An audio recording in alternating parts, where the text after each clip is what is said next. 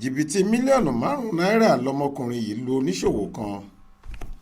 Ìjọba ìpínlẹ̀ Èkó ti fojú ọ̀gbẹ́ni Chukwudili Orji ẹni ọdún 42 kan balẹ̀-ẹjọ́ májísírèètì tó wà lágbègbè Yaba nípìnlẹ̀ Èkó lọ́jọ́ 4 oṣù keje ọdún 2023 yìí. Ẹ̀sùn ìwà ọ̀daràn tí wọ́n fi kan Òkúdìlí níwájú onídàájọ́ Patrick Nwaka ni pé ó lu oníṣòwò onírin kan ọ̀gbẹ́ni Uzoma Patrick ní jìbìtì mílíọ̀nù 5 náírà.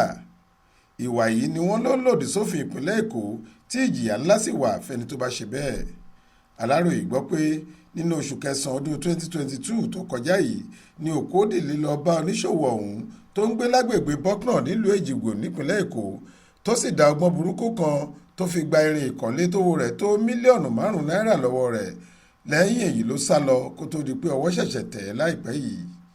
Ọlọ́pàá olùpẹ̀jọ́ Cyril Ejiofor tó fojú Òkúdìlí gbalé-ẹjọ́ lọ́jọ́ Ajé Monday ọjọ́ 3 oṣù kejì ọdún 2023 yìí fẹ̀sùn ìwà ọ̀daràn méjì ọ̀tọ̀ọ̀tọ̀ kàn án níwájú onídàájọ́ náà.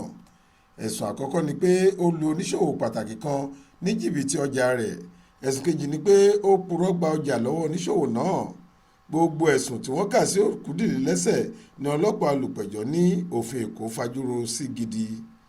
Nínú ọ̀rọ̀ rẹ̀, ọlọ́pàá olùpẹ̀jọ́ ní ìwọ Òkúdìlí lọ ṣe gbájú-ẹ̀ fún oníṣòwò pàtàkì kan tó ń ta irin ìkọ́lé tó wà lágbègbè Bọ́knà nílùú Èjìgbò lọ́jọ́ 9 ọdún 2022. Àwọn ẹ̀sùn tá a kà sí ẹlẹ́sẹ̀ yìí ló jẹ̀bi rẹ̀ tí ìjìyà ńlá sì wà fẹ́ni tó bá ṣe bẹ́ẹ̀.